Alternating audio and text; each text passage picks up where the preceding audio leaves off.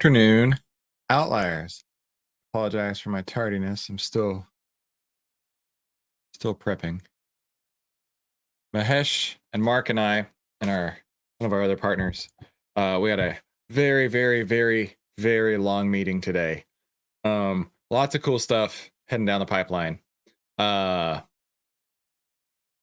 Big enhancements to the platform coming soon. It's going to be awesome. What else? Big partnerships going to be announced soon, which I'm really stoked about. And you may even be seeing me in other places as well. That would be really cool too. Trying to think of what I can tell you and what I can't tell you. I'll tell you one thing. It's been pretty awesome. So hope you're having a great day. Happy Wednesday. Apologies for being a moment late, but I'm glad that you're here. Randy, I'm glad you're here. Yorn, glad you're here. Leo and Alex and Wes and Jean-Louis and everybody's here. So I have some thoughts today. So let's jump right into our market analysis.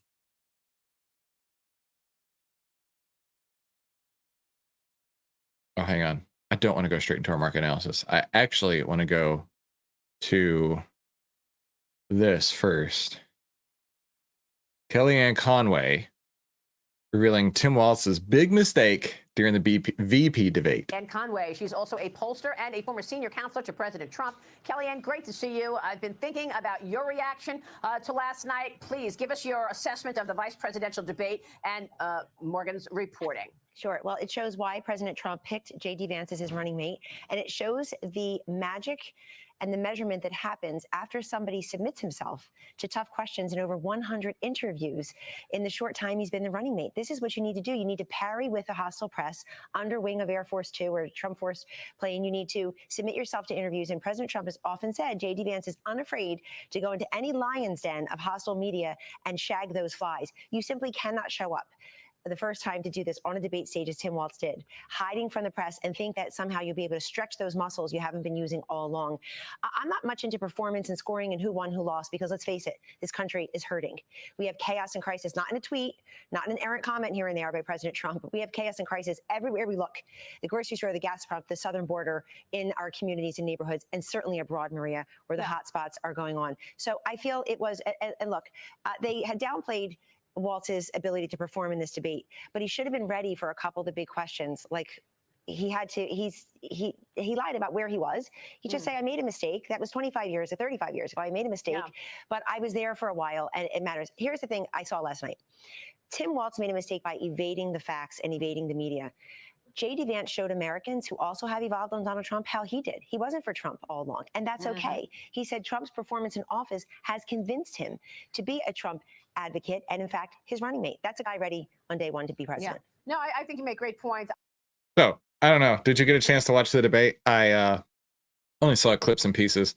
And, of course, my news outlets are only going to show the most political leaning that I can come across. But overall, my takeaway was, J.D. Vance looked a lot more polished than Tim Walz. But also at the same point, comparing and contrasting this to the presidential debate, bro, this was so much more professional. This was so much more cordial. This is so much more like you would want for the leader of the free world to do versus what they were doing, a month or so ago or whatever.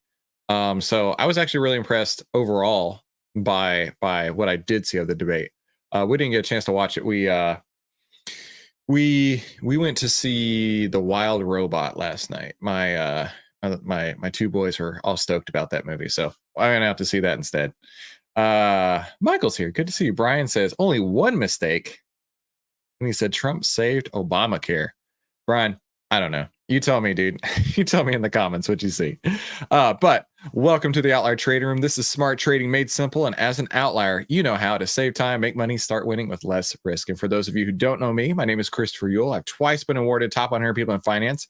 I've been successfully trading since 2009. I'm a partner with Outlier, and this is my style of trading using Outlier. I call it the golden ticket trading strategy.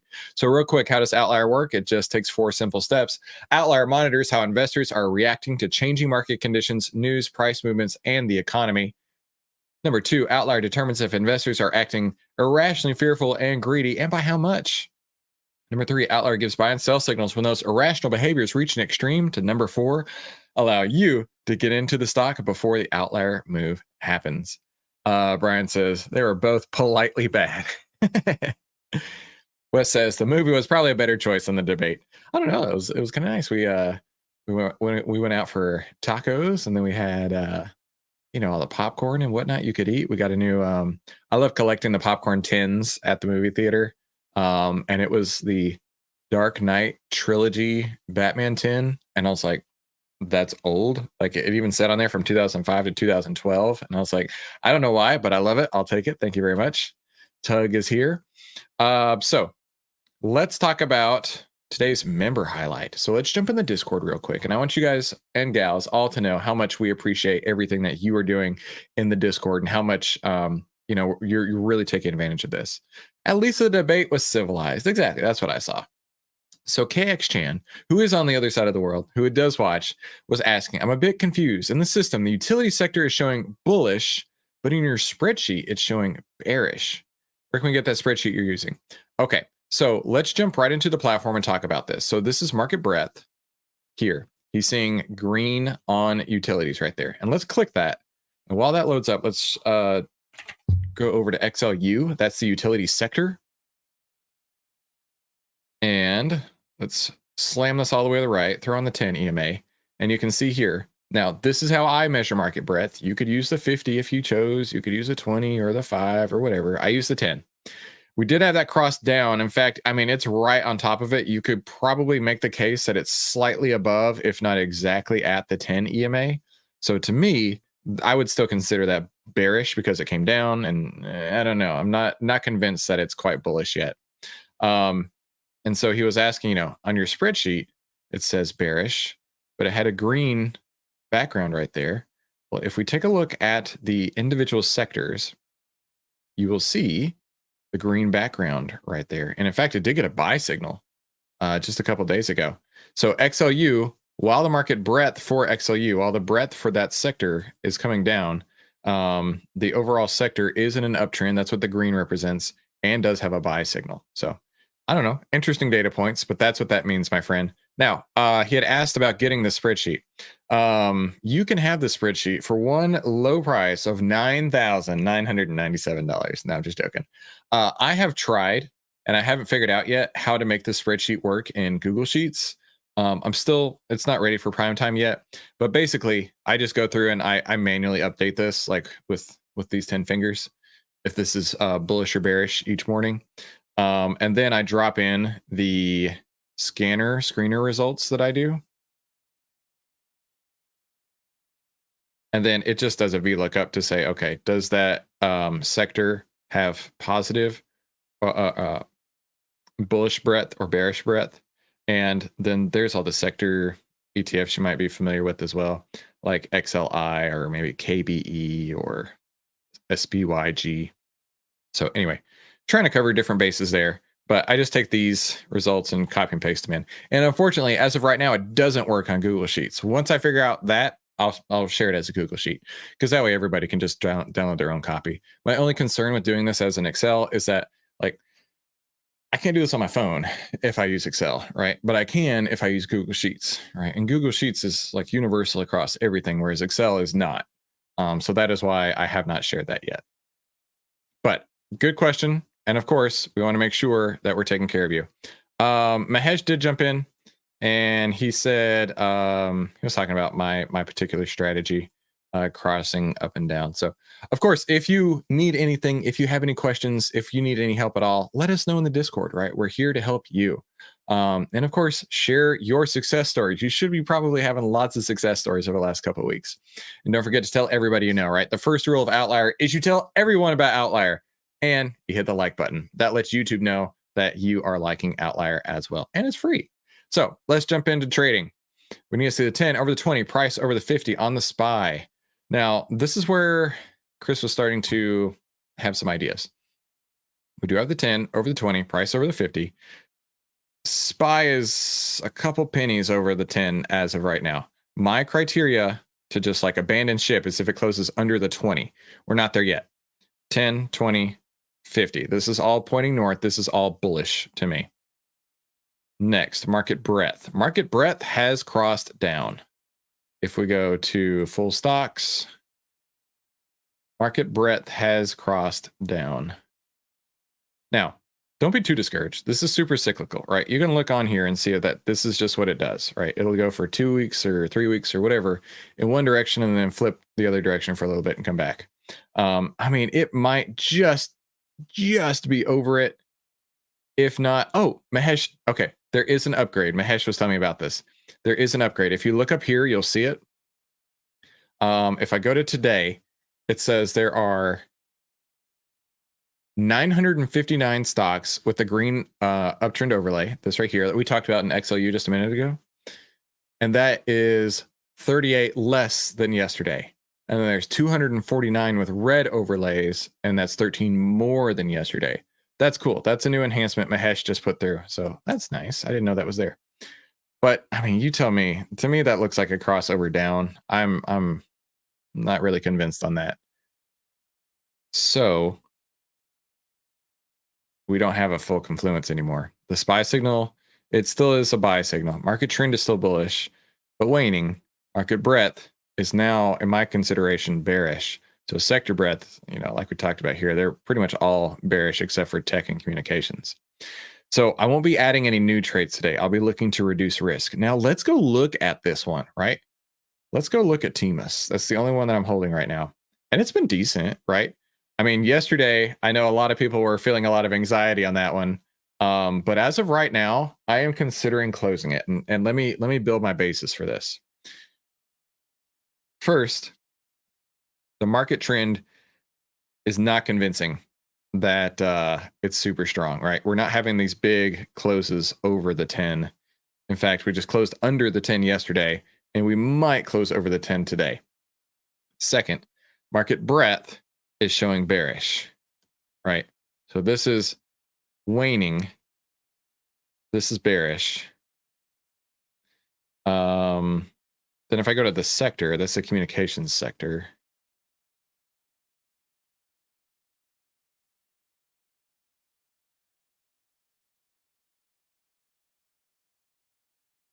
This one is also starting to pull back too. Hasn't quite crossed over, but I think it will tomorrow. So here's my thesis, right? I wouldn't add any trades today because this is bearish. This is very bearish in a lot of spots. This is bullish. This is somewhat bullish. Somewhat bullish going bearish. My gut is telling me to go ahead and close TMUS. Now, I don't have to. You don't have to. Because by doing this, right, the 10 EMA is not broken, the half ATR is not broken, and there's no order blocks in our way.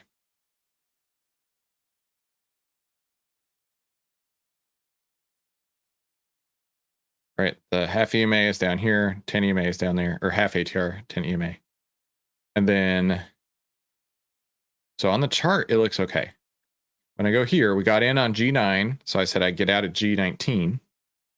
You can see it goes G9, G11, and then today it's at G14. So it still has room to run on here. But I'm thinking from a macro top-down approach, if I wouldn't put any trades on today, I'm not sure that I want to keep this one on, considering I see some weakness out there. So I want to go ahead and take it off. But I'm going to take it off with some money in my pocket, right? Hit the like button if you haven't already to let me know just how much you're making. All right, who's excited about this? Let's go ahead and take it off. Let's go take off TMUS.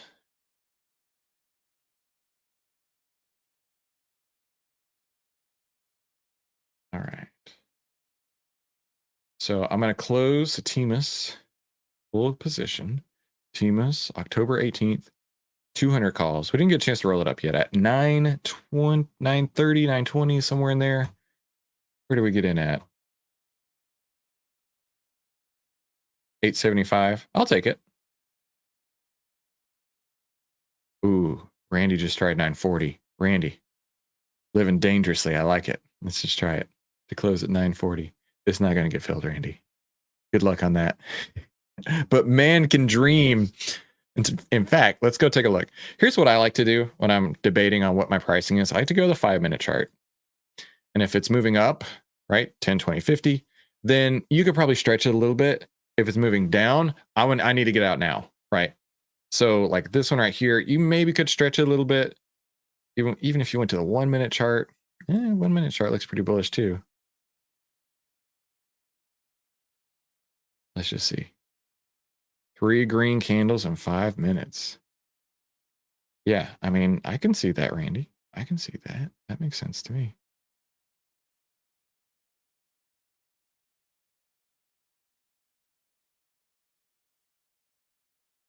I'm still not filled. It's widening out a little bit. Randy, I like your idea, but I'm going to go down a nickel and see if I get filled. 935. No, not yet. I'm going to go down another nickel, 930.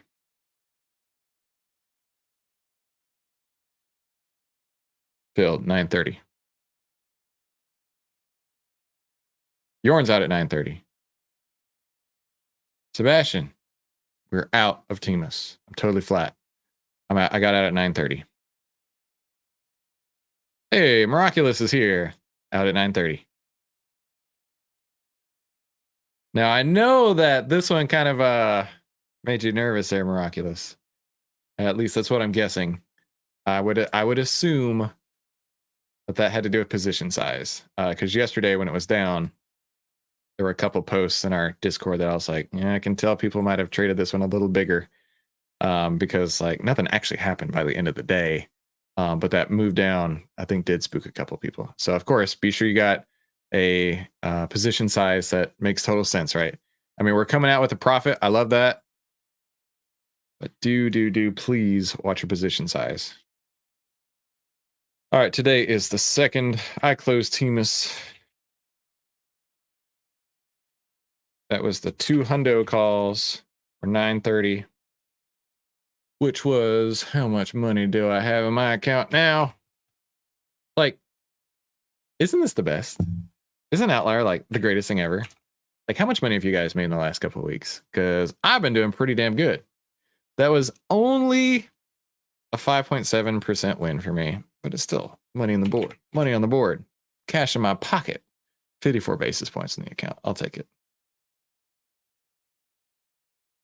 But a heat map wouldn't hit. I'm going to reply, or not reply, I'm going to edit. And I'm going to say the reason for getting out is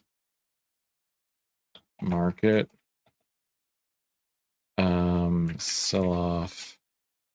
I wouldn't say sell off because we're really not at a market sell off yet. I would call it breadth and sector breadth showing bearish. That is more the truth. Randy got 940. Way to go, dude. Randy got 940. Congratulations. All right. Miraculous said, it did. I sold one of the 2 yesterday with the loss. It's all good. It's all good, my friend. Mohammed said, still learning options as opposed to CFDs. Thanks for the heads up about position size. It's all about that position size, dude. I can tell when someone's trading too big just by like how nervous they are, right? If you position size correctly, like things move is what it is, right? And correctly means you're position sizing based on volatility. Yorn says, dude, I love OVTLYR. I know. How much money you making this week? Oh, but you got in higher. Okay, so it all worked out. Yorn said, nice. Wes says, excellent. Where are we at? 20.70. That's my returns for the year so far. 20.70. It was 20.05 before this recent trade right here, so I'll take it. But I'm telling you, here's the thing I need you to know. I'm about to blow your mind. Give me a moment. Gotta do some calculations. Gotta pull out my calculator. And basically just copy and paste in Excel real quick. Hang on. So I have been maintaining a separate portfolio book. I've told you all about this before. Oh, you're going to love this. I've been maintaining a separate portfolio book. My exact portfolio, which is this one here. which I was just showing you a moment ago. I'm at 20.70 for the year. I'll take it. Thank you very much. And I have a second portfolio. The only difference between these two, is you see this time frame up to here, right? This is where we're experimenting, working out, seeing winners, seeing losers.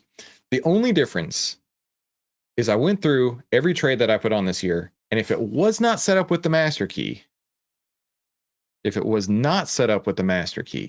took it off, okay? So I went from 69 trades to 33. So basically I lopped off half of them, winners and losers. This is what my portfolio looked like if that's the case. And this is what I'm looking like for next year. 105.96%. 105. Not a single losing month. Not a single losing month. Right? The difference between the two is 69 trades versus 33. And these 33 all have the master key. And those 33 are still inside of this 69. It's just the other 36 were not set up with the master key. So we have learned something incredible. And that's the difference in why it looks like this stairs, right? These stairs up.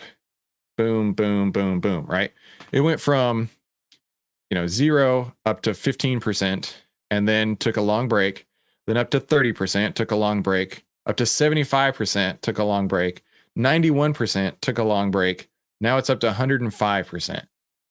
Now, I can't promise you anything, but I can promise you one thing. With OVTLYR, you're going to get, you'll be able to save time, make money, start winning with less risk. I can't make promises. I have to rein myself in there. Randy says 6.2% in 2 trading days is just fine. And Wes says, it's running, let it run. It's okay. We're never going to catch the top. We're never going to catch the bottom. Don't worry about that.